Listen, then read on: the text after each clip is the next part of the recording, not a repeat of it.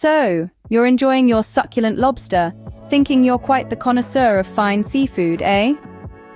Well, buckle up, Buttercup, because I'm about to drop a truth bomb that might just make you choke on that fancy butter sauce.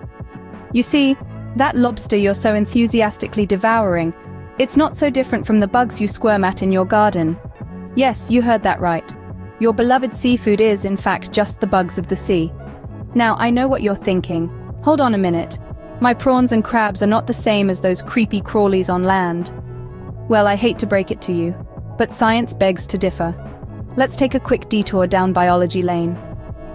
The animal kingdom is divided into a bunch of categories called phyla, and guess what? Insects, the bugs of the land, and crustaceans, the bugs of the sea, both belong to the same phylum, Arthropoda. They're like distant cousins at a family reunion, both donning the same exoskeleton, jointed legs, and segmented bodies. Your lovable lobster, for example, shares more than just a family tree with the humble cockroach. They both have a hard exoskeleton, they both molt, and they both scuttle around on multiple legs. In fact, if you squint hard enough in the candlelight at your romantic dinner, you might just see the resemblance. And those juicy shrimps you adore in your paella? Well, they're eerily similar to our land-dwelling friend, the grasshopper. Both have long, slender bodies and powerful hind legs for jumping or, in the shrimp's case, swimming away from predators. So the next time you're cracking open that lobster claw, savoring the tender meat, and thinking you're indulging in the luxuries of the sea, just remember, you're basically eating a fancy sea cockroach. And that's not even getting started on the sea spiders. But we'll save that delightful topic for another time. Of course, some people are horrified by this revelation. "I can't believe I've been eating bugs," they wail. And it's not just a few isolated cries in the wilderness, oh no. It seems the idea of munching on marine creepy crawlies has sparked quite the debate at dinner tables across the nation. On one side you have the seafood purists, who are clutching their pearls, or should we say their jumbo shrimp cocktails, aghast at the mere thought. One particularly distraught diner was overheard exclaiming, "I thought I was indulging in the fruits of the sea, not the bugs of the brine." Imagine the existential crisis when they realize their beloved lobster bisque is more bug soup than seafood delight. Now let's swivel our chairs to the other side of the table. Here we find the sea bug enthusiasts, who've shrugged off the bug bombshell like water off a duck's back. Or should we say, like water off a crab's shell. They're not fazed in the slightest by the revelation. One such enthusiast was heard declaring, "So what if it's a bug? If it's a bug, it's the tastiest bug I've ever eaten." The absurdity of it all is almost too delicious to stomach. The line in the sand, or rather the line in the ocean floor, seems to be drawn between sea bugs and land bugs. Apparently, it's perfectly acceptable to consume a prawn, which is essentially the aquatic cousin of a cockroach. But heaven forbid you should find a beetle in your salad. But let's not judge too harshly. After all, we're talking about a world where people will happily pay top dollar for a plate of sea snails, also known as escargot, but will lose their minds at the sight of a garden snail sliming its way across their driveway. In the grand scheme of things, whether you're appalled or amused by this revelation, one fact remains irrefutable. As one seafood lover put it, "If it's a bug, then it's the tastiest bug I've ever eaten." Imagine the fun you can have, spoiling the ambience at Red Lobster by enlightening everyone about their gourmet sea bugs. Picture this. You're sitting in your favorite booth at Red Lobster, the aroma of garlic butter wafting through the air, the buzz of conversation, the clatter of cutlery. The atmosphere is thick with anticipation for the upcoming feast of golden fried shrimp, succulent lobster, and crispy calamari. Now imagine dropping a truth bomb that those delicious fried shrimp are actually the cockroaches of the sea. That succulent lobster, a close cousin of the humble spider, and the crispy calamari, well, let's not even get started on what that's related to. The reactions would be priceless. Mary in the corner booth gasps, dropping her lobster claw cracker. Young Timmy, about to take his first bite of a shrimp, freezes, his eyes wide with disbelief. The waiter, overhearing, stutters, his tray of sea bugs, seafood, wobbling precariously. But you, my friend, you revel in the chaos, the shock, the dawning comprehension on their faces. You are the puppeteer of this culinary theater. pulling the strings with your unpalatable truths. And then, the responses.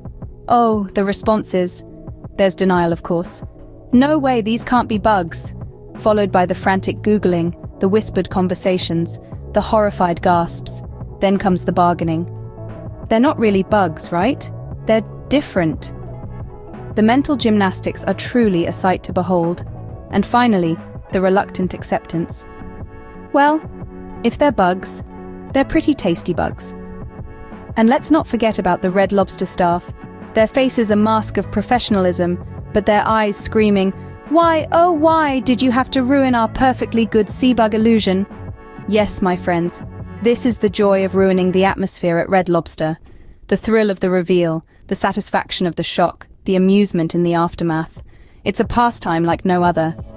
And remember, their shock and disgust is your entertainment. Bon appetit. So, you think sea bugs are better than land bugs? Let's see about that. Let's kick this off with lobsters, the royalty of sea bugs, and their terrestrial counterpart, the cockroach. Yes, you heard me right. These two are distant cousins. Both have exoskeletons, segmented bodies, and jointed appendages. The only difference is that one scuttles around your kitchen floor, while the other has the honor of being drenched in melted butter. Next up, we have the shrimp, the ocean's version of the grasshopper. Both of them are arthropods, and the way they move is strikingly similar. Shrimp swim backward by flexing their abdomens swiftly, much like how grasshoppers leap through fields. The only glaring difference? One gets to star in your summer salad while the other gets squashed under your shoe. Let's not forget the crabs, the spiders of the sea. They both have 8 legs and a pair of claw-like structures. Spiders use their claws for weaving intricate webs, while crabs use theirs for, well, pinching. And yet, one gets to be the star of a fancy seafood platter, while the other is the stuff of nightmares. Lastly, we have oysters, the mollusks of the ocean, and their land-based counterpart, the snail. Both have hard shells and soft bodies inside. They both enjoy a diet of algae and other microorganisms, but only one of them gets to be served on a half shell with a side of cocktail sauce. Now let's talk about their habitats. Our land bugs prefer the dirt, trees, and sometimes your home, while the sea bugs, they've got the whole ocean as their playground. But let's be honest, whether they're crawling on land or swimming in the sea, they're all just bugs doing bug stuff. So, whether you prefer your bugs from the sea or the land, it's clear that bugs are bugs, no matter where they come from. Now, let's take a break from all these bugs and talk about something everyone loves. Red Lobster biscuits. Yes, those buttery, cheesy little bundles of joy that we all crave. But did you know that you can replicate these heavenly morsels at home with something as simple as pancake mix? I kid you not. So, let's get started. First, grab yourself a box of your favorite pancake mix. The brand doesn't matter, it's just a vehicle for the cheese. Speaking of cheese, you'll need about 2 cups of shredded cheddar. The sharper, the better. Just like your wit, my dear listener. Next, preheat your oven to 400 degrees. While that's heating up, mix together 2 cups of your pancake mix, the 2 cups of cheese, and about 2/3 cup of water. Stir until you have a sticky dough. Then, drop spoonfuls of this dough onto a greased cookie sheet. Don't worry about making them perfect. They're not beauty contestants, they're biscuits. Bake them for about 10 to 12 minutes, or until golden brown. While they're baking, melt half a cup of butter and mix in a teaspoon of garlic powder. Once the biscuits are out of the oven, brush them with this garlic butter. And there you have it, delicious Red Lobster biscuits, no bugs included. And the best part? You can enjoy them in the comfort of your own home, far away from any ocean bugs. So, what have we learned today? Well, we've journeyed through the wild and wacky world of ocean bugs, or as the more delusional among us call them, seafood. We've heard the chatter from both sides of the dinner table, and even managed to ruin the mood at Red Lobster. We've compared our sea bugs to their land counterparts, and even dabbled in some culinary wizardry with our Red Lobster biscuit recipe. Remember, folks, the next time you're tucking into your seafood platter, just think, you're not a culinary adventurer, you're just a bug eater, bon appetit.